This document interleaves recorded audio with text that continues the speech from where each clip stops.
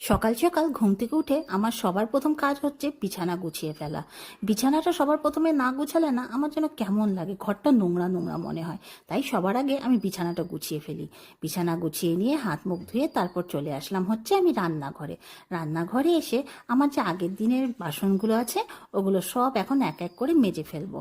রাতের বেলা না আমার বাসন মাজতে না খুব অলস লাগে, তাই আমি সকালবেলা করেই বাসনগুলো মাজি। বাসন মাজা কমপ্লিট করে তারপর বাসি জামা কাপড়গুলো সব কেচে নিয়েছি। কেচে নিয়ে এবার চলে যাচ্ছি আমি ছাদে। এগুলো সব রোদে শুকোতে দিতে হবে। ছাদে সব জামা কাপড়গুলো মেলে দিয়ে এসে তারপর চলে আসলাম ঘরে। এসে ফ্রিজের থেকে একটু ঠান্ডা ঠান্ডা জল বের করে খেয়ে নিলাম। উফ, ঠান্ডা ঠান্ডা জল খাওয়ার যে একটা কি আনন্দ, এটা আমি তোমাদেরকে কি করে বোঝাবো।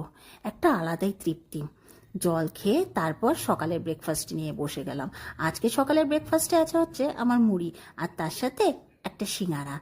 এই মুড়িটা আমি গরম গরম তেল দিয়ে ভেজে নিয়েছি, আর তার সাথে সিঙ্গারাটাও একটু গরম করে নিয়েছি। এটাই আজকে আমার ব্রেকফাস্ট। আর তার সাথে নিয়েছি একটু চা। চা হচ্ছে আমার ইঞ্জিনের তেল, এটা ছাড়া তো আমার চলবেই না। চা খেয়ে উঠে তারপর ছেলে আমার জন্য একটু বাজার করে নিয়ে আসলো। যেহেতু আজকে সানডে, তাই ছেলে আজকে বাজার থেকে একটু চিকেন এনে দিয়েছে আমাকে। চিকেনটা হাতে নিয়ে তারপর বসে পড়লাম হচ্ছে আমি দুপুরের রান্না তৈয়ারি করার জন্য।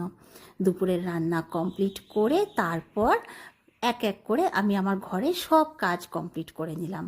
ঘরের কাজ করে তারপর স্নান পুজো এগুলো সব সেরে নিয়ে তারপর চলে আসলাম হচ্ছে আমি আবার রান্নাঘরে দুপুরের খাবারটা বেড়ে নেওয়ার জন্য।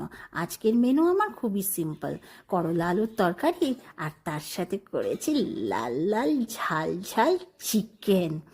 এখন চিকেন দিয়ে ভাত খেয়ে তারপর একটা ভাত ঘুম দিয়ে নিলাম। ভাত ঘুম দিয়ে উঠে তারপর আমার খতন সোনাকে একটু বিকেলে টিফিন করিয়ে দিলাম। ওকে বিকেলে টিফিন করিয়ে দিয়ে তারপর আমি জামা কাপড় নিয়ে বসে গেলাম। এগুলো সব এক এক করে এখন আমাকে আয়রন করতে হবে। এগুলো সব আমি এক এক করে আয়রন করে তারপর আবার চলে গেলাম হচ্ছে মাটিগাড়া বাজারে। কেন জানো? কেন কি আজকে হচ্ছে সানডে, আর সানডে মানে হচ্ছে বিরিয়ানি ডে। তো আমি চলে আসলাম মাটিগাড়া বাজারে আমাদের জন্য একটু বিরিয়ানি নিয়ে যাওয়ার জন্য। বিরিয়ানি কিনে তারপর আবার চলে আসলাম বাড়িতে।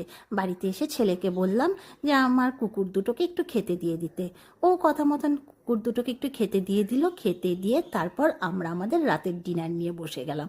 আজকের রাতের ডিনারে হচ্ছে আমাদের গরম গরম বিরিয়ানি। যদি ভালো লাগে তাহলে প্লিজ একটা লাইক আর সাবস্ক্রাইব করতে ভুলো না।